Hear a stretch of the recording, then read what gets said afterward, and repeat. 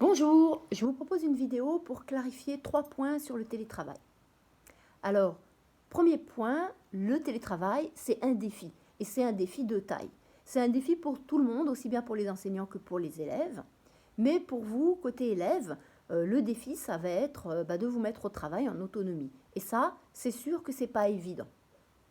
Ça suppose de se discipliner, on va attendre de vous de renvoyer des travaux dans des délais impartis.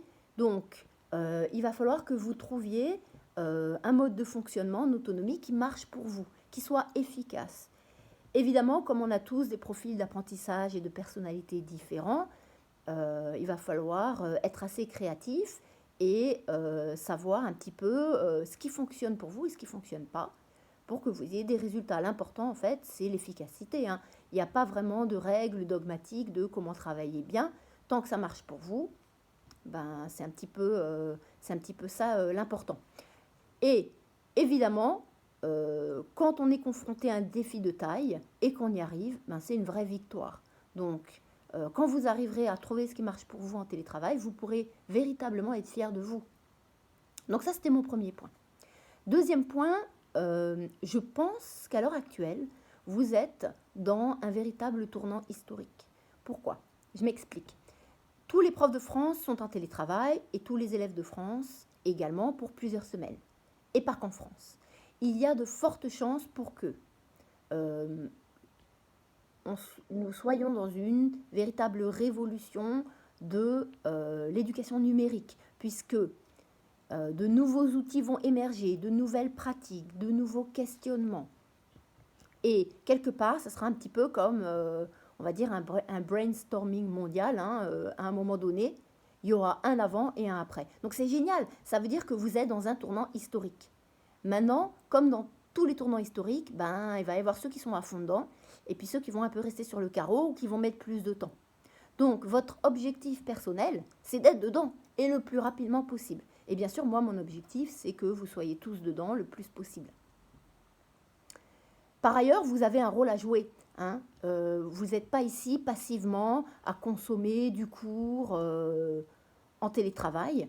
L'idéal, ce serait que vous donniez vos retours, vos suggestions, ce qui a marché pour vous, ce qui n'a pas fonctionné, ce qui a été plus laborieux, ce qui n'était pas agréable, les problèmes que vous rencontrez au quotidien. Et c'est ça qui va permettre, en fait, dans une synergie et un aller-retour constant entre élèves et enseignants, à un moment donné, de trouver des solutions qui soient vraiment efficaces pour tous. Voilà, ça c'était donc mon deuxième point. Mon troisième point, j'aimerais rappeler mon fonctionnement, puisque comme tous les enseignants, la plateforme de référence dans l'Académie du Grand Est, ça sera le bureau numérique. Mais en ce qui me concerne, je mettrai la majorité de mes supports vidéo donc sur ma chaîne YouTube. Donc, petit rappel pour les élèves que je n'ai pas vus vendredi 13 mars, donc notamment les 6e bilingues allemands et les 6e C. C'est sur cette chaîne que je vais poster des vidéos de cours tous les jours. Je vous suggère donc de vous y abonner et d'activer la petite cloche pour recevoir les notifications dès que je mets une vidéo en ligne. Ensuite, en dessous de cette vidéo, je mettrai un lien vers le cours, soit à imprimer et à coller dans votre cahier, soit à recopier. Et puis, un lien vers des exercices. Alors, ça commencera par des quiz. Et puis, bien entendu, ça ne sera pas que ça. Alors, cette pratique, c'est la pratique avec laquelle je vais commencer. C'est susceptible d'évoluer en fonction de vos besoins, en fonction de mes progressions dans l'utilisation de l'outil numérique pour faire de la classe virtuelle ou autre. Voilà.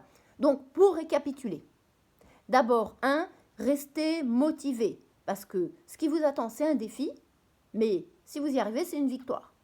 Ensuite, soutenez-vous entre vous hein, sur les réseaux de classe, etc., évidemment, et entourez-vous des personnes qui vous motivent.